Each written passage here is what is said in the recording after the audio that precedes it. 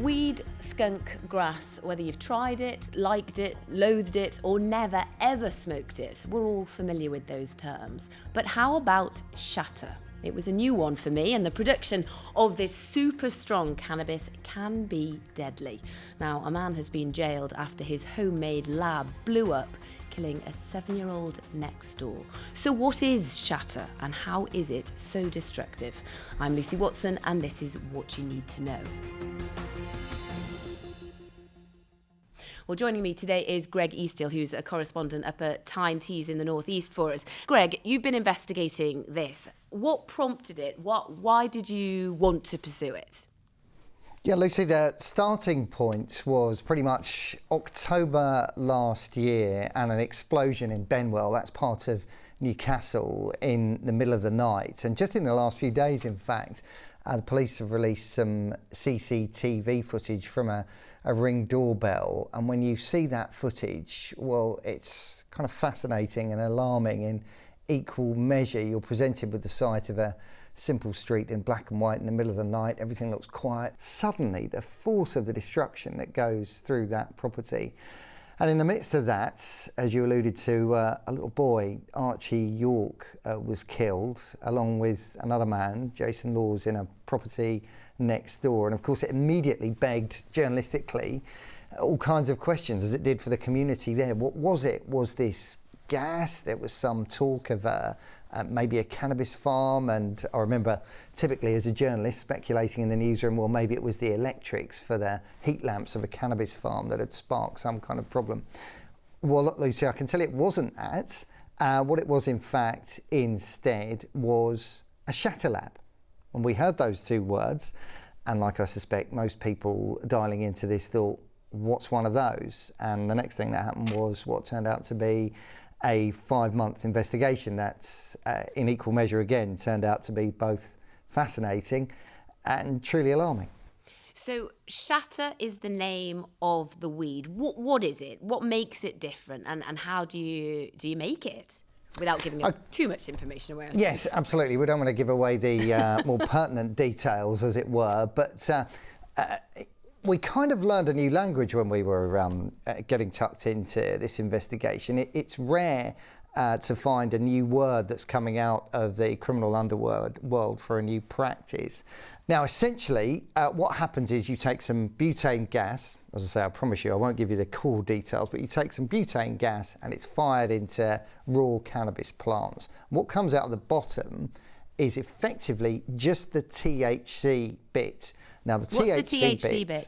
Yeah, I was hoping you'd ask that. The THC bit is the bit that makes you high. So once you've then gone through a further purification process, which I won't describe, you're left with really as far as a drug user would call it, the good stuff.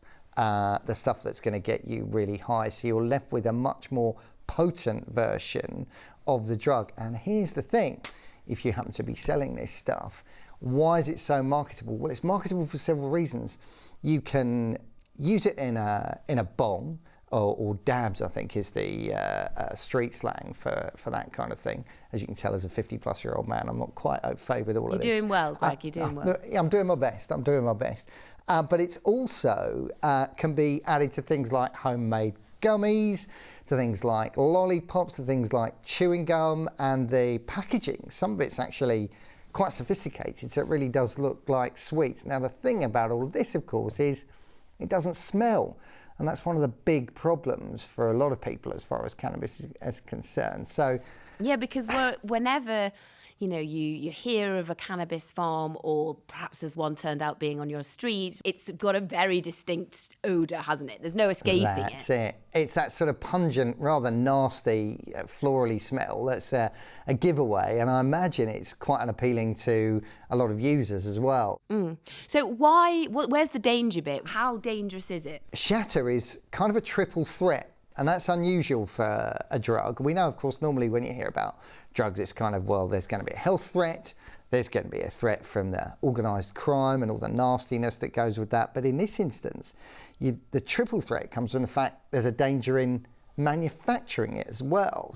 But let's go back a step and look at those sort of health threats, as it were.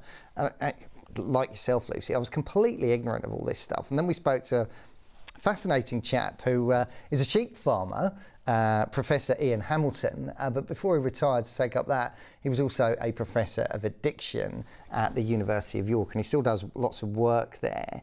And he explained to me, he's done a lot of studies around this kind of thing in the past, that where your health risks are concerned, there's a double jeopardy with shatter. Higher strength cannabis, as you say in itself, the potency of it increases the risk of adverse effects. So the risk to your mental health in particular. So we think of things like anxiety, depression, psychosis.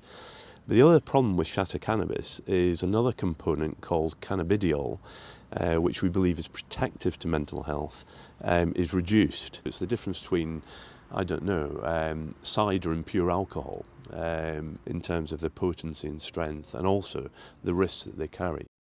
So, Gregg, obviously health issues with this. Who is buying it then? Who's it being marketed to, if indeed you do market this kind of product? Yeah, good question. And we did some undercover work on this, and it is, it's almost breathtaking, Lucy, the level of kind of carefree lawlessness around selling it and using it. We spoke to one dealer who had us down as a potential buyer, and he was kind of breezily telling us that doesn't ever worry about the police, no one would suspect him, he gets his deals done in a back street, picks people up, does the score, as he put it, in the car, drops people off halfway around the block, never any problem, never any worry. And equally on that never any worry kind of mindset, we spoke to a user. Just want to stress as well, cannabis is a funny thing. It's almost like Britain's biggest secret society. You smell it all over the place. As soon as you try to ask people about actually using it, and nobody wants to talk to you. Well, this is also what I wanted to know from you, because, we've known each other for years, roving reporters in the north of England. Absolutely. In our heyday, probably, some might say. But yeah, you might. I know you know spring chicken. You just confessed a moment ago you're, 55 now. How Yes, did correct. you kind of get under the skin of it, though? You say it's like a secret society. I'm presuming quite a lot of it involves or appeals to younger people, trying to find out about it, who buys it, how much it costs. How did you get in there, if you like? Well, that is a really fantastic question, because initially I thought, I've got a fantastic opportunity here. Widely advertised online, there's a place called the Teesside Cannabis Club, right? You can go on Facebook, and have a look at it, and you'll find their write-up. And they're quite openly advertising the fact that you pay your membership fee, they've got a room out the back, and you can go out the back with other like-minded people and smoke cannabis, whether you've got medicinal permission to use it or not. And so we're led to believe, but police know about this, but it's tolerated. So you mean kind of Amsterdam style?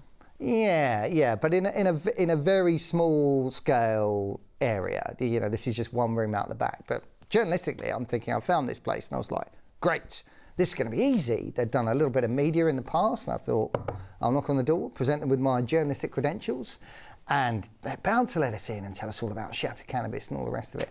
My goodness, I couldn't have been more wrong. The door was opened like this much, and through Just a tiny little for those who view. aren't watching you, Gregg, I can see, but you're basically putting your hands almost into a clap position, but a very, very narrow margin. Tiny, just a few inches, and this rather terrified girl on the other side, I explained who I was and what I was after.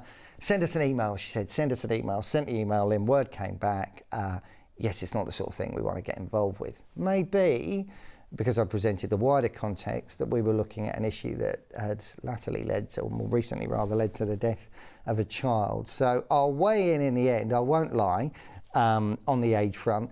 I can't actually disclose the other person in our team. Go on. This is because I can't give away their cover for fear of reprisals, especially from the dealer. But suffice to say, it was a younger member of our team who managed to get closer to a dealer and closer to a user to get that information. But it was fascinating, absolutely fascinating. Now, obviously, we're talking about this because, well, it feels like it's a new thing.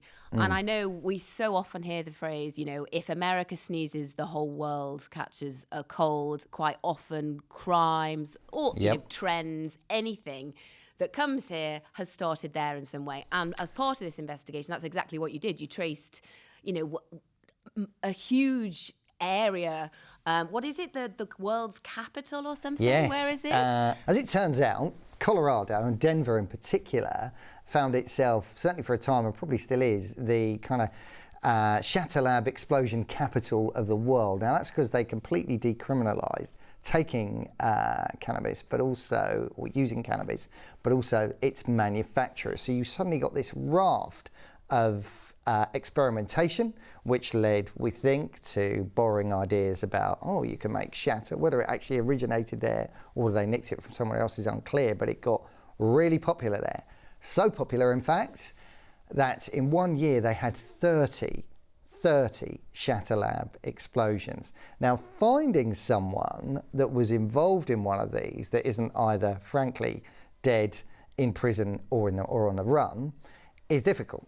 But we did. succeeded. You we did. succeeded, yes, With thank you very much. With the most incredible story and also name, Wayne Winkler, is that right? Wayne Winkler, who I have to say, again, for slightly older listeners, one of his pseudonyms is Henry Winkler, the Fonz no less.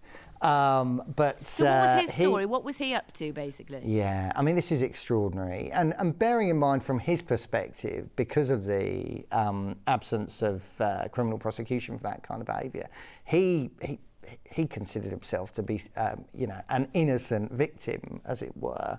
He said he was making this stuff for a friend.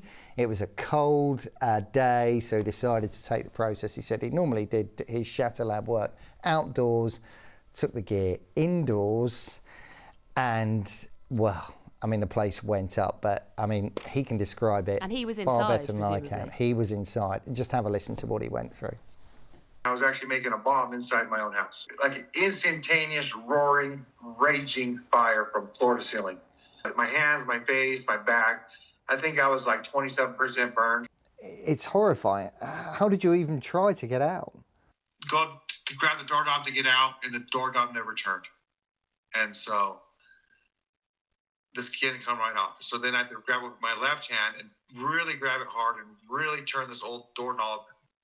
Now you got to deal with the addiction problem, you got to deal with the family problem, you got to deal with the PTSD problem, you got to deal with all the other problems that's caused from it. You know, and they scrub them every day. They scrub my wounds every day. It must have been terrifying, to be quite frank. What is it that makes it dangerous? Is it the butane gas? Is that what gives it the kind of potential for explosion? What happens, we spoke to a fire investigator, and he was explaining, and here's another new phrase for you, explosive range. And with any gas that's got the propensity to be explosive, it needs a certain percentage in the room. So with butane, it's 1.5% to 8%, okay? Anything above that, if some unwitting shatter lab operator's got like 50% butane gas has leaked into the air while he's doing this thing, they can light a cigarette and nothing will happen. But if the volume drops to below that, or 8% or below and above 1.5%, then something as tiny as static electricity and the whole place goes up. So we heard from Wayne in the US, you know, a huge problem there and quite well known about. How big a problem is it here then? You know, I mean, the drugs trade pretty much, you know, always works out a way, doesn't it? And it's not an unrealistic take to suggest that these labs will be in all different parts of the country. And in fact, I spoke to one firefighter in the northeast, this is just one firefighter, who said he'd attended 5 shatter lab fires in the northeast, one of which nearly killed him. We have seen incidents around the country over the last 10 years. And in fact, there was one in the Midlands just a few days ago. It really, really makes you think. And I suppose they're quite difficult to detect, aren't they? Because they don't require that much space. There is no stench. This is it. You don't require much kit. It doesn't need to be very big. It doesn't make much of a noise. It doesn't make much of a smell. And this is what the police are saying to us, is that it's such a danger because it could be going on in your street. You know, when many people even listening to this might think, oh, it's just another brand of weed, it's just another strain. Yeah. Is it that big a deal? But then if we actually go back to why we've even started to talk about this today, and that is because of the death of a little boy, and it had a profound effect on that community. I don't know whether they knew this was going on or not. And also you spoke to his mum, and I was just coming to that. The devastation to that family. Lucy, his mum, Catherine, this is a woman who's lost her son and who also, though, survived that. And I did this interview with her just a few days ago. I just heard this loud screaming in my ear, and it felt as if my whole body had elevated up and crashed back down. And I heard Finley crying. He was 7 weeks at the time, and then he stopped crying for I don't know how long. I was trying to shout to him and say, it's going to be okay, Mummy's here. I couldn't see him. I had bricks, debris, I had like loft insulation all over us. I had to get pulled out, and then a neighbour had Finley in her arms, and I just kept looking at the building thinking, where's Archie? I hoped and hoped that he would have been found, but I knew deep down that he wasn't going to be able to get out himself. And then one of the sergeants came round and they says, look, we've found Archie, but he's gone. Now she has made it her life's work now, really, as much as anything else. She is determined to campaign and raise awareness around shatter. You know, you'll be familiar with this, Lucy, when you're met with people suffering that kind of grief, especially of a child. Often they either can't live without them, quite understandable, or they live for them. Yeah. And you have a sense that Catherine is one of those. For there to be a legacy quite often. Very much so, Lucy, very much so. And her reasons for doing that interview are around trying to raise awareness. And as she put it, at the end of her interview, she said, there were 98 gas canisters underneath where I was living, and I had no idea. And I guess that's the question regrettably for a lot of communities at the moment. Do you have any idea? Do all of us have any idea what's going on down the road? And just finally, Gregg, I suppose you've spoken to, I guess, law enforcement, you've spoken to, bodies like the fire service. I mean, where do you see this going? Journalistically, if there's one trigger that changes things, it's one like this. If it's a dangerous road crossing and a child dies, something's done about it. If it's a health and safety issue at a leisure centre or something and a child dies, something's done about it, and the whole country's awareness raises around it. Where little Archie's concerned, I think this has got that same capacity to be a game changer, and that people realise that this needs some action. And also, as much as anything else, I think we're at the point now where that word shatter, where we started by saying, didn't we, that we didn't know anything about it. I imagine from now on, hopefully, and that would certainly be Archie's mum's wish, a lot more people will. Well, hopefully after listening to this, at least we will inform in some way anyway. Yeah. Gregg, thank you so much for chatting to us and sharing all the details of your investigation. Total pleasure.